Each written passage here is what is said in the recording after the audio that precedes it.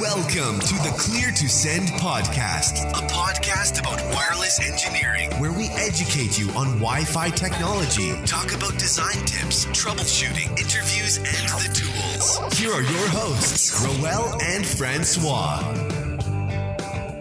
Hi guys, welcome to a brand new episode of the Clear to Send podcast. This is Francois, your co-host. I'm here with Roel. Hey Roel, how are you? Hello, good morning. Morning. And today we're here to talk about industrial Wi-Fi. And to do that, we have a special guest with us. We have Scott McNeil. Hey Scott, how are you doing? Hey guys, what's happening? Thanks for joining us. It's pretty nice. I think it's a nice topic to talk about, industrial Wi-Fi. And what really we want to talk about today is, the difference between industrial Wi-Fi and enterprise Wi-Fi. Some people might be very used to enterprise Wi-Fi, and then they get asked to do, some Wi-Fi work in a big industrial plant or something, and then it's like a whole different game. So we wanted to talk about the differences, so to guide the people a little bit. And then we have you, Scott, you have experience in the field, so we can talk about different experiences and share what you've been going through. And you also started a blog recently. So it's industrialwifishop.wordpress.com, and you share some of your stories. You share some of the the best practices that you use in the industrial Wi-Fi world. So we're happy to have you here on the show, and you've been listening to the show for a long time as well. So thank you, Scott, for joining us today. Hey, no problem. As the phrase goes, long time listener, first time caller. And so, I'm sorry, go ahead. No, I was going to say, why don't you just introduce yourself and just, let us know, who you are, where you live, who you work for, and also tell us how you got started in Wi-Fi and industrial Wi-Fi. All right. So my name is Scott McNeil. I live in Wilmington, North Carolina, East Coast Beach. I have been in the wireless game for about 15 years. I started with an integrator, just a straight Wi-Fi integrator.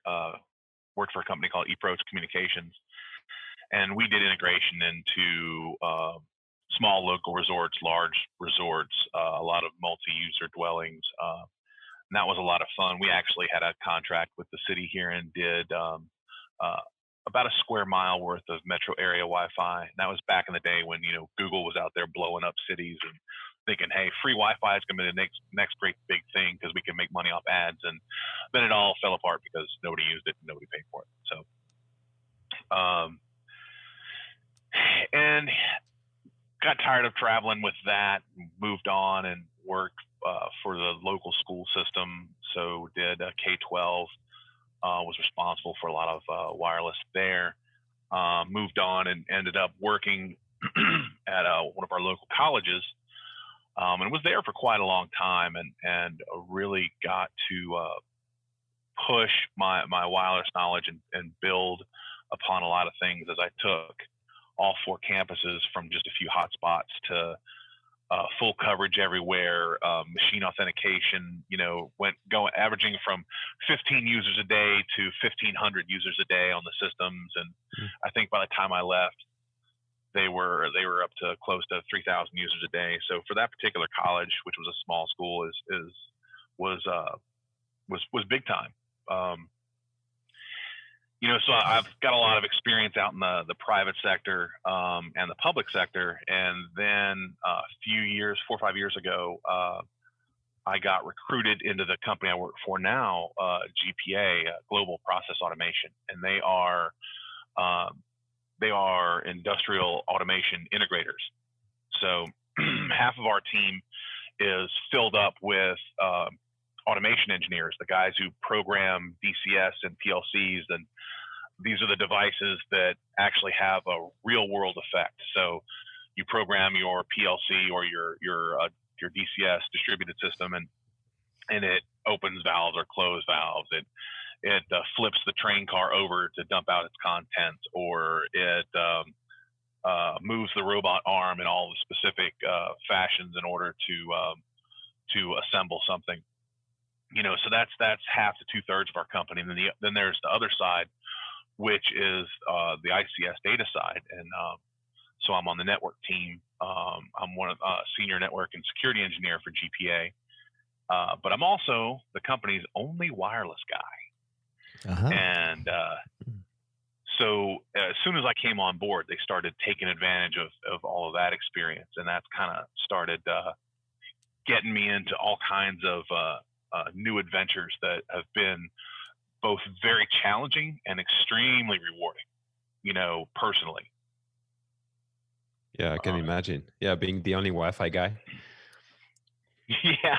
I mean, we've got other network engineers. We've got full stack developers, and they're all just, I work with an amazing group of people, but I am the only wireless guy. That must mean that everything is a wireless issue, right? Since you're the only wireless guy. Oh, absolutely. And I always, they make fun of me, and they always say it's my Linksys that's burning up, or better get that Netgear.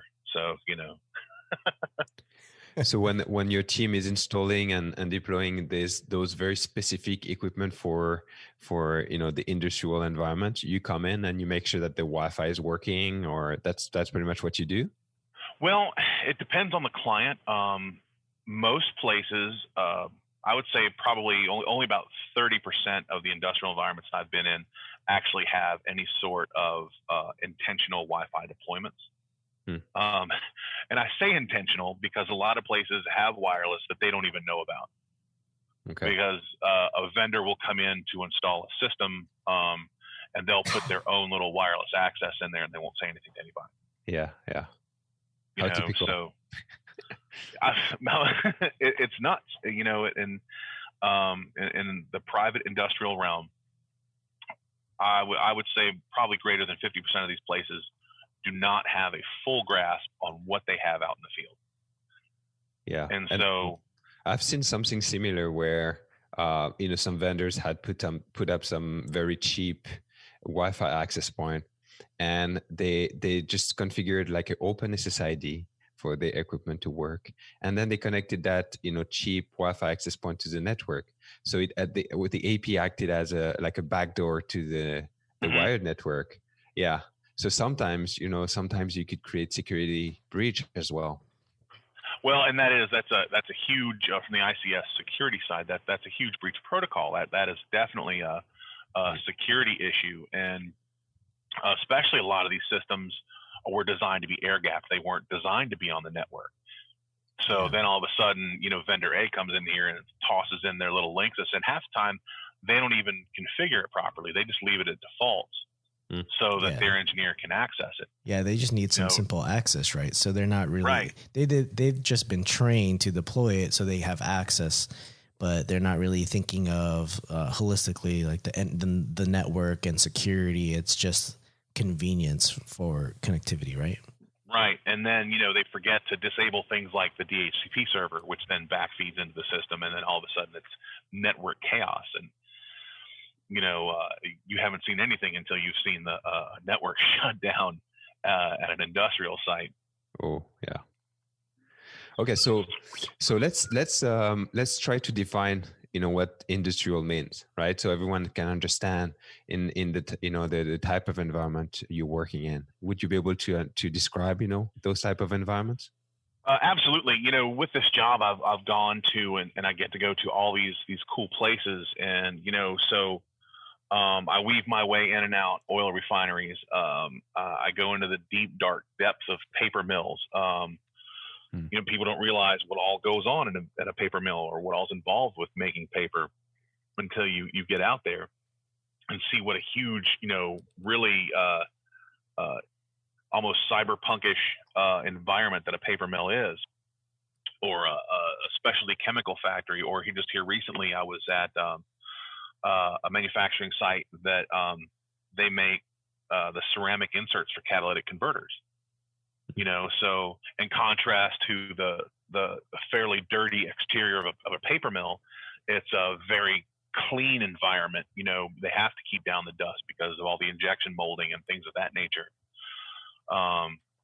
So it's a wide variety, but it's a very hostile environment for wireless in general because of all the machinery and the conduit and the piping. And if there were a place for wireless to go and die, it would be half of these places that I go to, just due to all the mechanical things that are involved in each of the facilities. Yeah, and then usually it's very big and large buildings, right? So you have to take that into consideration as well in terms of, where do I want to place my equipment and what type of equipment do I need? What type of antenna in our case do we need to make sure that, the coverage goes wherever we want it to go. And then what I found lately in these environments is you have more and more IoT involved. Yes. Yeah, so it's like those, this vertical discovered, what, you can do with data and, and all of this stuff. So they install a whole bunch of equipment that needs to connect back to the Wi-Fi, or sometimes they need to connect back to the network and they don't use Wi-Fi. They use some sort of, homemade wireless communication protocol that can interfere with Wi-Fi. I don't know if you've seen that in the field. I have. People will go get a MikroTik router board and configure whatever they want to on it and slap it out in a box out in the field, just to get their data with no consideration of what's going on in the environment around them, or if somebody's already there. Yeah, I mean, sometimes it's not a big issue because it's just like, status data, that they report once a minute or so. So it's like kilobytes, but sometimes it's like video feeds, and that's when it becomes a bigger issue because it starts using up the spectrum. Well, you really kind of have two categories of industrial environments. You have your outdoor, which is primarily most of what you'll find with like water treatment centers and with oil refineries and things like that.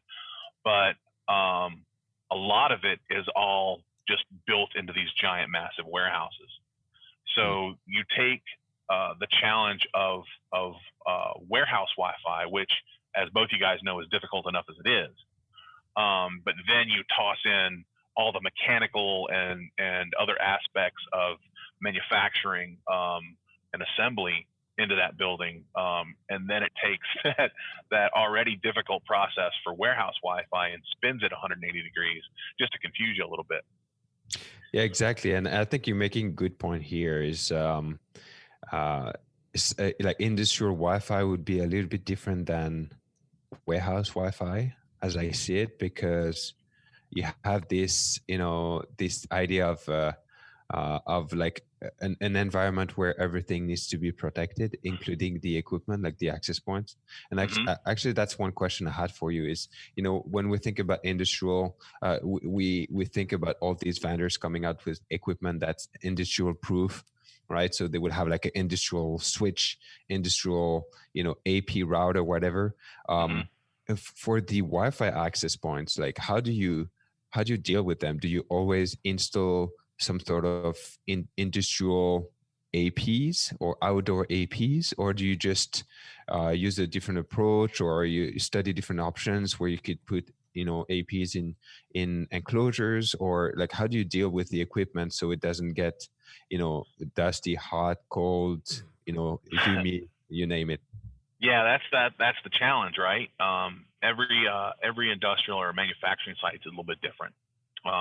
If it's more of an outdoor atmosphere, then I'm going to look at IP66 or IP67 rated outdoor, specific APs.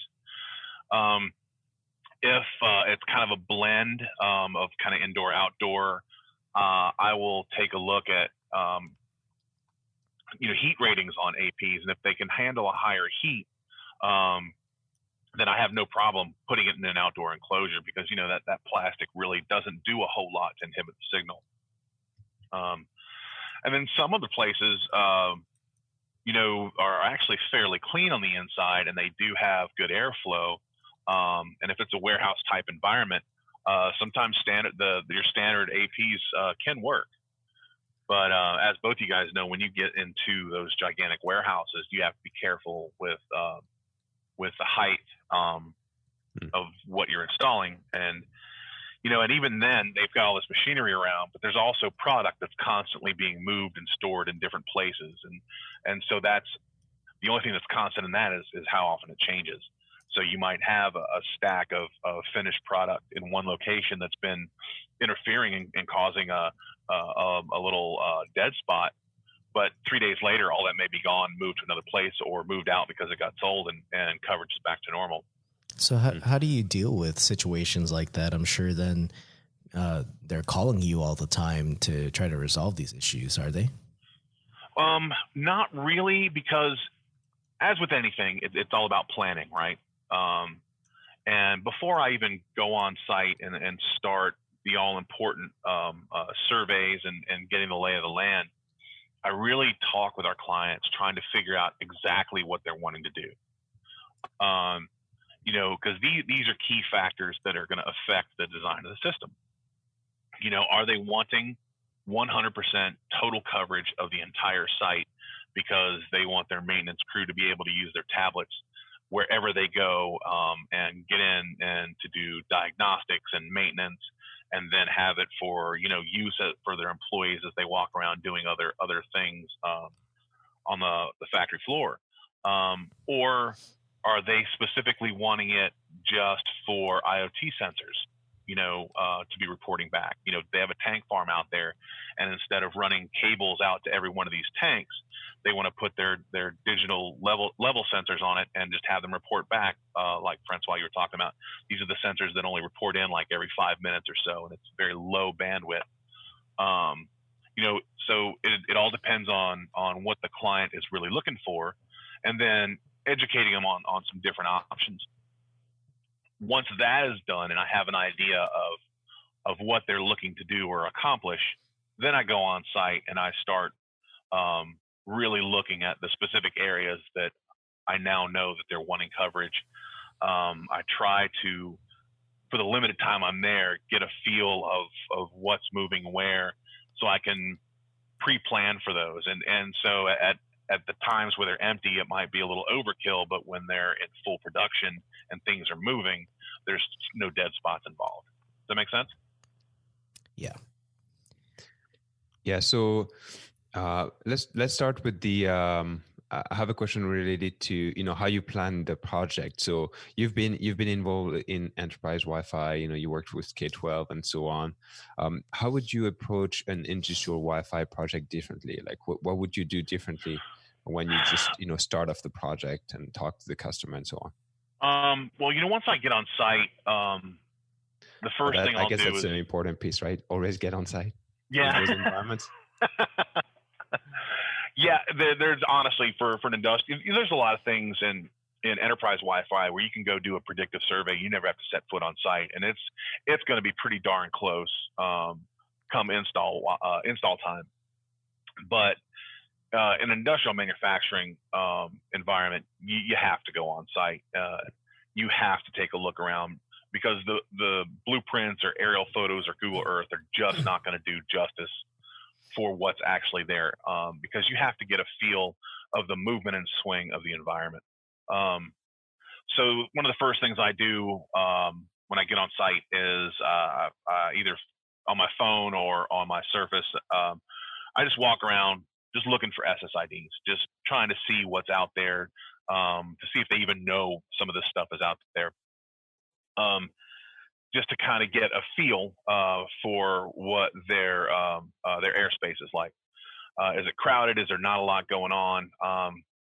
After I do that, then I'll go ahead and I use Air Magnet for my passive surveys, and so I'll get all their site paperwork and stuff loaded up and calibrated, and do a walkabout with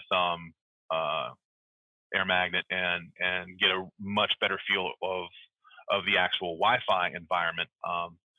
But while I'm doing this, I'm also looking for key things that I know can cause interference, and I'll be looking for these specific spots, so that when I'm done with my passive survey and I've got a better feel for the entire layout of the place, I go and do another run through. But this time I'm using the spectrum analyzer, and I'm going back and I'm hitting these different spots that to me for lack of a better phrase, just kind of look suspicious. After doing this for as long as I have, you kind of get a feel of, well, I've seen machinery similar to that before cause a problem. I better make sure I specifically check that space. And it's honestly been an eye opener in some of the places, and seeing just the sheer volume of non-Wi-Fi based interference. It's amazing. And so you do more than a discovery survey. You do like a small assessment of how the Wi-Fi is doing, right? Like even before you start doing anything else. Yes. Right? Yeah. I have to assess their full environment. Because the last thing I want to do is just, barge in there and, hey, we need to do this, this, and this. And, they already have 2.4 flooded across the spectrum. And then, so I put in a few things, and next thing I know, I'm getting phone calls of, hey, your deployment sucks. We can't do anything. We can't connect. It keeps dropping. But, doing all that due diligence up front really avoids so many problems from the get-go. And it helps me improve my design, so that I know when install time comes, that issues in the grand scheme of things should be minimal. And also you get a feel for the environment. So the very few times I've worked in industrial environments, I can always remember it because of the smell. So in the different environments, I'm sure it's the same for you, right? Different environments will have different smells, and sometimes they're very strong. But they somehow, you keep it in your memory better than other places, just because of the smell and the sound. Yeah, and every time you ask somebody what that smell is, there's always some smart guy going, "That's the smell of money." It's a smell of money. Well, you know what? One day I did work in a cheese factory, which is weird for me being French, because for me cheese is made in right. on a farm somewhere. Uh-huh. Isn't that the fromage province of France? Yeah. Well, in France you have cheese are made everywhere. I think They have over 350 different kind of cheese. Oh, wow. But they're not made in a factory, for sure. I know that. So that was weird for me, but there's just the smell of processed cheese. It must have made you sick, Francois. Yeah, it wasn't my best experience. Hey, Scott, you talked about some of the interference that you see, and you've now developed this, I guess, tune to seeing where interference would be coming from. What's an example that you could share of you going through a walkthrough and then seeing something that you saw in your spectrum analyzer and went, yeah, that's gonna cause us an issue? I've come to notice that in different facilities, if there's anything that is doing any sort of infrared curing or infrared drying, those are usually troublemakers. In one of my blog posts, I actually posted up some screenshots of Channelizer. I'm a big MetaGeek fan, and of a facility that had an infrared curing machine, and they had me out there to do an assessment because their Wi-Fi that they've had out there has just been terrible from the get-go. And I was half a day into it, and as soon as I started doing my spectrum analysis, I was like, something about that machine just kind of caught my eye. So I hit a few other spots first, and I was just seeing all kinds of interference in 1, 6, and 11. It was just building the closer I got to it. And so by the time I got to this particular machine, it was just this ocean wave of red across my screen. And if you hit my blog, and it's in one of the posts, you can actually see the picture, and it's like completely annihilating 2.4. And if you look at the beginnings and the ends of it, you can see it's starting somewhere in 2.3 and it's ending somewhere over in 2.5. But the entire 2.4 is just crushed. I got them, once I got all that information together and reported it to them, they were like, "Oh, well, no wonder it doesn't work." Well, yeah, all your airtime is being crushed by essentially noise that this machine is generating. So at that point, we started shifting all their devices over to 5 gig, and we just kind of tweaked out some of their 5 gig settings. And since then, they've been rocking and rolling on. Nice. Yeah, it looks like a wave. Yeah, it's nuts, man. At another facility, they actually have and this is also the other one that's on that blog page is they have these giant industrial microwave dryers, and for the stuff the extruders spit out, and one of them is an older model that was shipped over from Japan, and it was before FCC really put the regulations in place for machinery using that has to be shielded. So it looks like this big giant camel hump at the top end of the 2.4 spectrum, and just totally crushing it. Because they were trying to figure out why their AVGs were having issues responding over in this one section of their facility. And it was because of this microwave dryer. The first time I went there, the microwave dryer was not on. And so I did not see that interference. But later that afternoon, they had it fired back up, and something in me said I needed to check that area one more time. And sure enough, man, it just blew me away. This just gigantic blob of red crushing 3/4 of the 2.4 spectrum. So again, in that particular case, we were able to move some of their critical stuff over to 5 gig, and now they're not having issues. But it's becoming a little more common finding the non-Wi-Fi based interference than it is the Wi-Fi based interference in these installations. And I think the 2.4 versus 5 gigahertz discussion is relevant in those type of environments.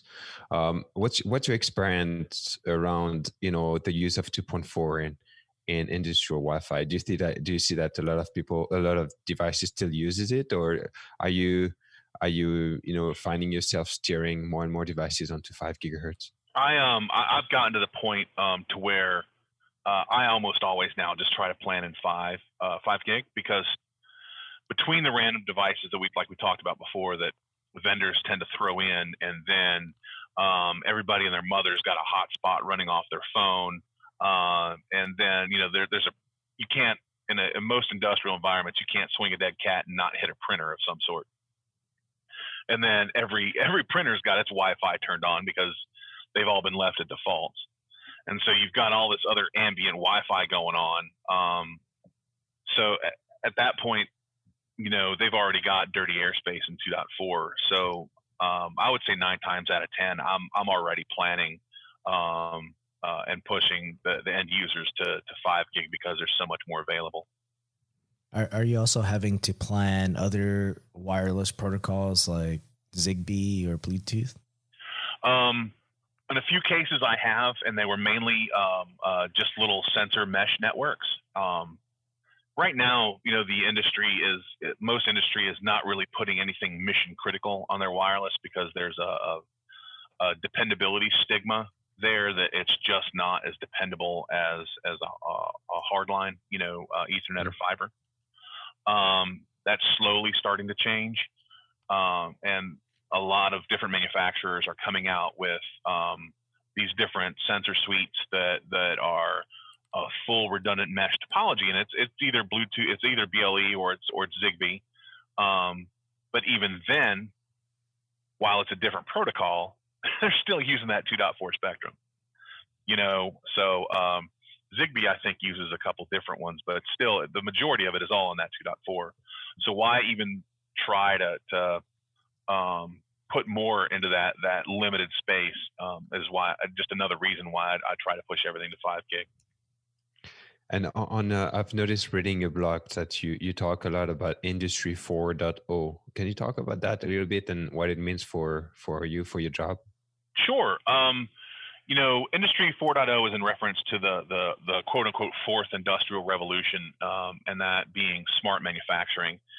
And smart manufacturing is really just getting in there and pulling the data directly from the manufacturing sources, so that data can then be used for 101 different things, for improving manufacturing methods and all manner of different stuff. Plus, it gives all your C-level people a really good dashboard. view.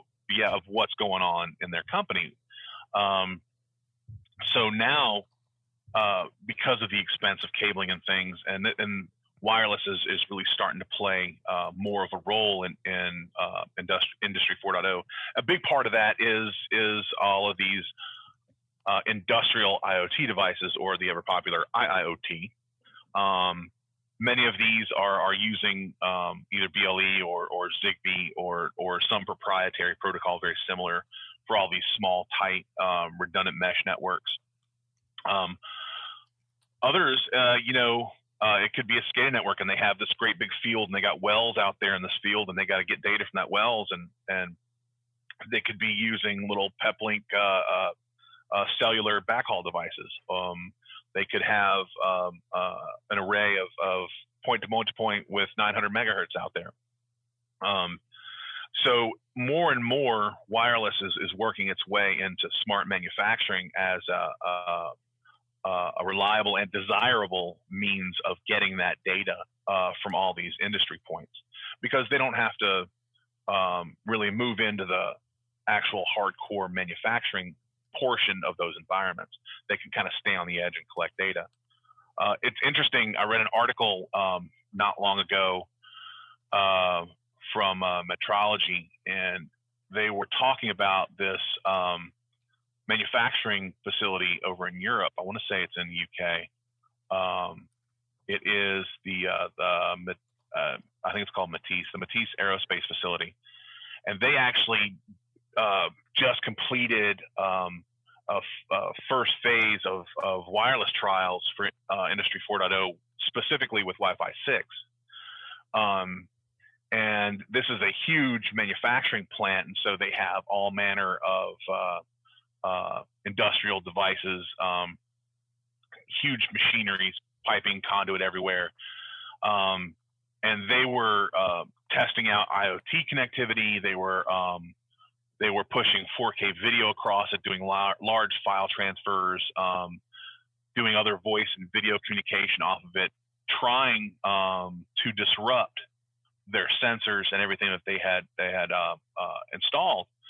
And through the advancements of what's going on with Wi-Fi 6, both with the protocol itself as well as being able to use the wider channel structure, they were really proving not so much the bandwidth, because everyone knows that's going to be there, but what they were really proving was the stability of the use of Wi-Fi in a facility like that. And I think that's absolutely fantastic, because as more of these studies take place, and this was the WBA doing this,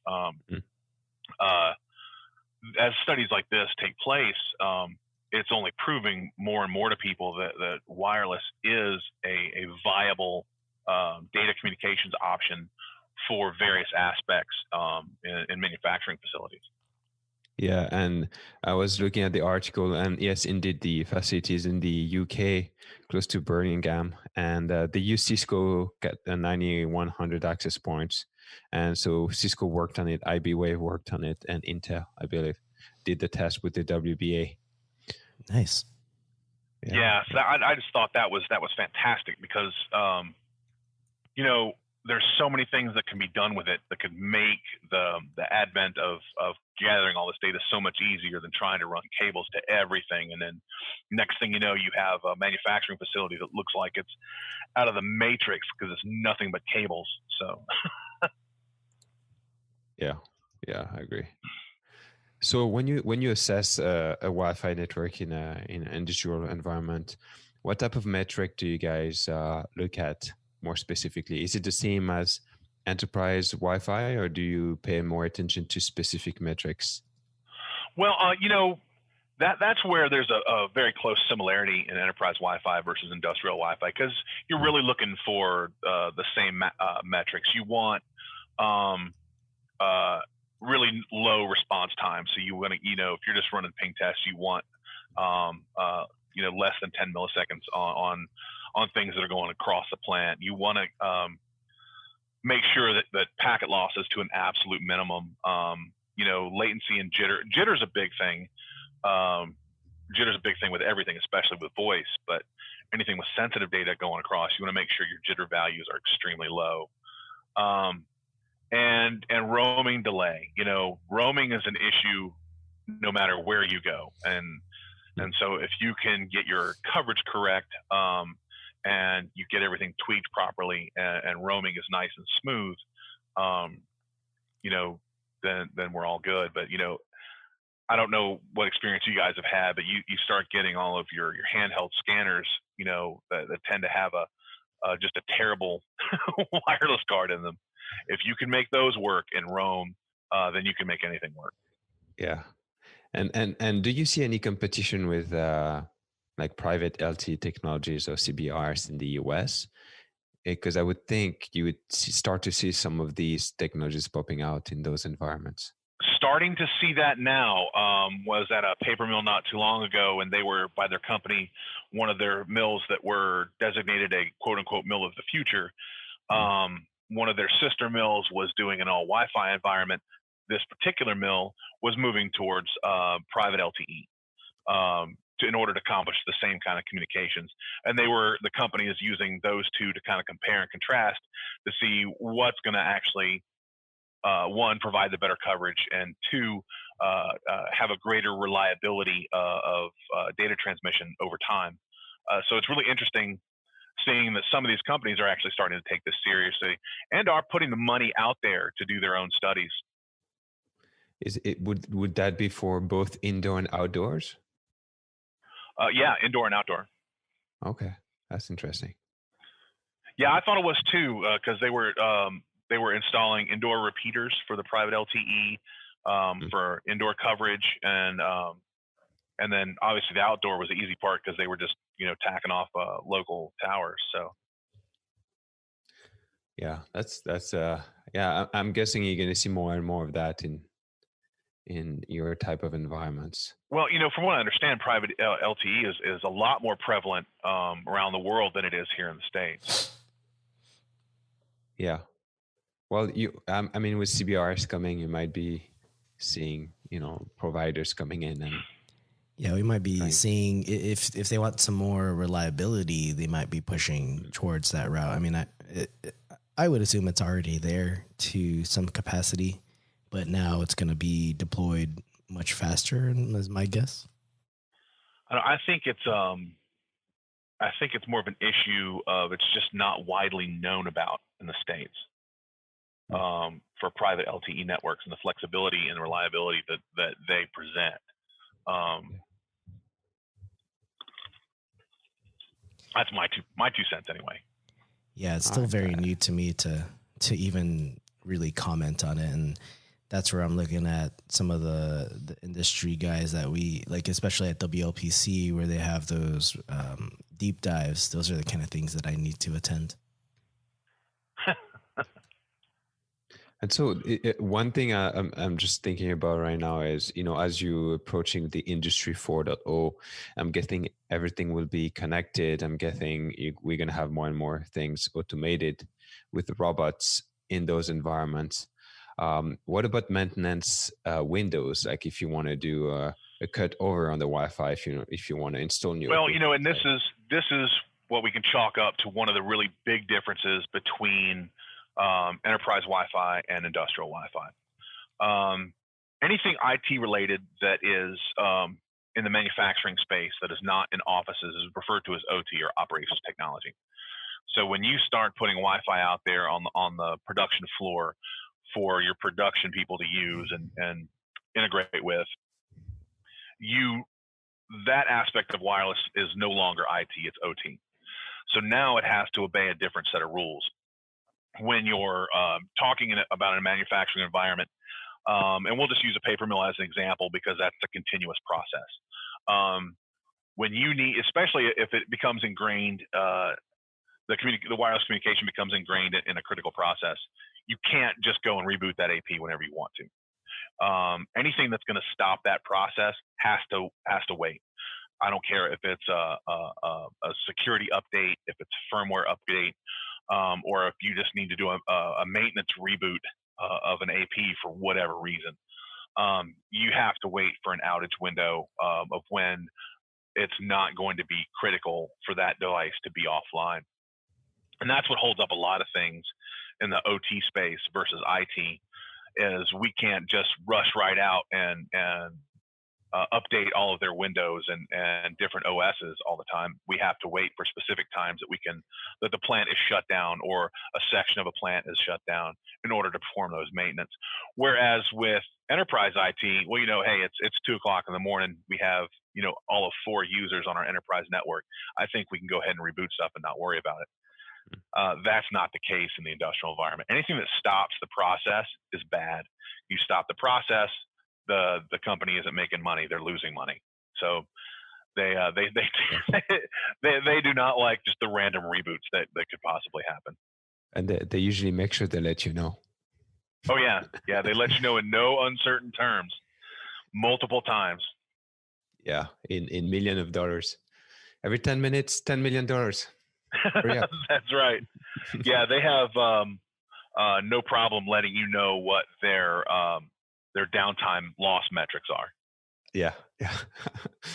And also, this goes with the complexity of doing site surveys as well. Like before you show up on site, you usually have to make sure that you'll be able to do your work without disrupting their production. Absolutely.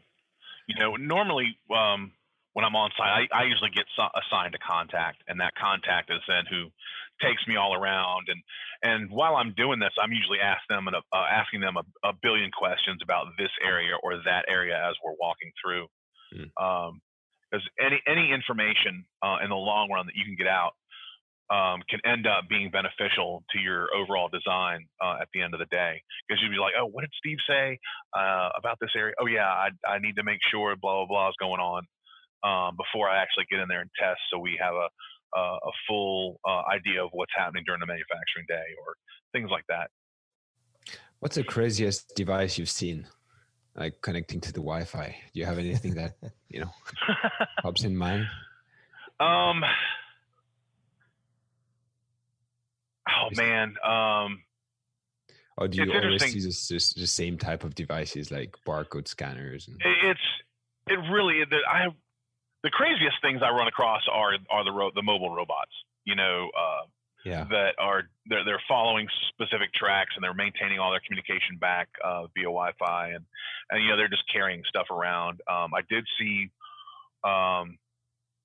it's starting to become a little more prevalent in some of the bigger industrial warehouses are the automated fork trucks. And so that can be a little intimidating when you're walking around trying to do your survey and a forklift with no driver goes zooming by you. That's a little freaky. That's you probably cannot wave at them, right? You can no. You've got all your PPE on, you've got your hard hat, you got your yellow vest, so you can be visible. But how's that robot seeing me? It's kind of scary. Well, you're trusting the technology, right?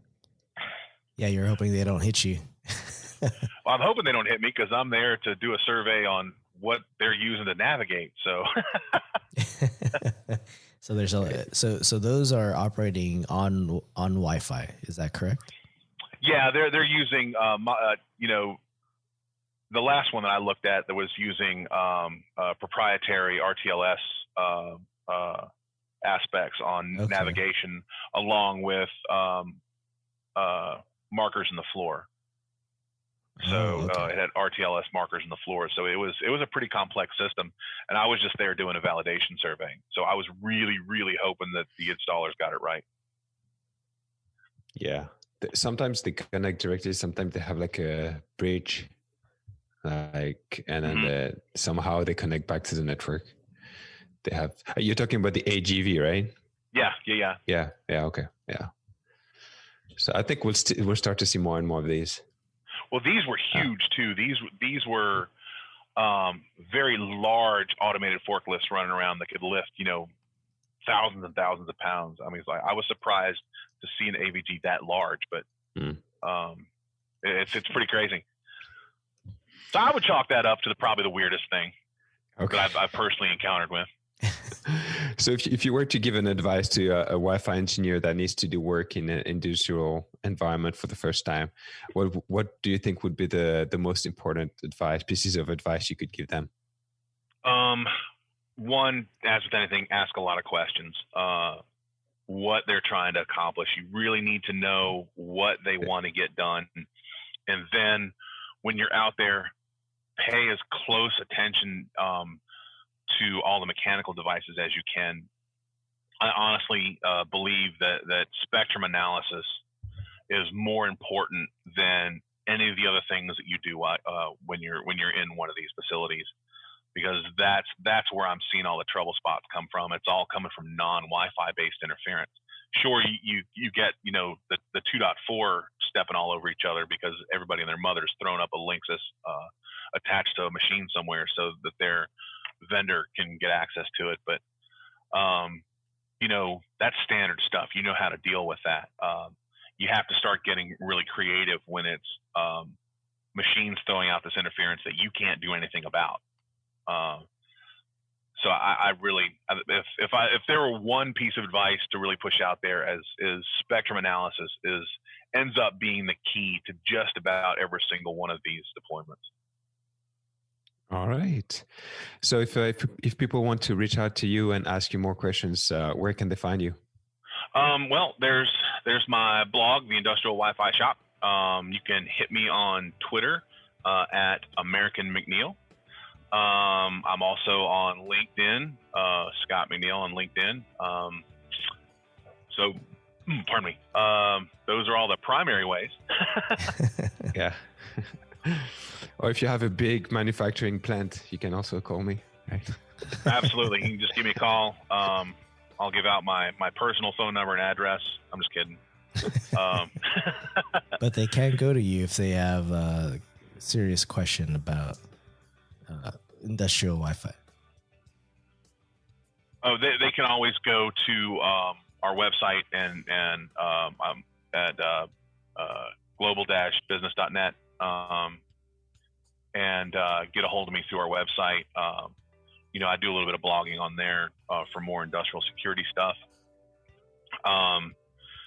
But yeah, primarily, if you've got a serious question, you hit me on LinkedIn, instant message me, or the same on Twitter. I'm happy to talk with anybody. And if you've read my blog, you will get major cool points because I'm really happy when anybody reads anything I write. So. Well, you got some good stuff there, so we'll definitely link that out into the show notes. And we encourage everyone to check out those spectrum images as well, because it is something that I haven't seen quite like that in an enterprise environment. So you do deal with a lot of challenges. Yes, sir. The proof is in the pudding. When you start seeing images like that, it is mind-blowing. All right. Well, cool. Thank you for joining us to talk about industrial Wi-Fi, giving us some insight of how it is and how different it is compared to enterprise Wi-Fi. I really like your view of things and how your approach is to tackling that challenge. Well, I appreciate it. I've had a lot of fun, and hopefully I can come back sometime. Yeah, for sure. Yeah, thank you. Well, thank you, Scott. Thank you guys for listening. And I guess we'll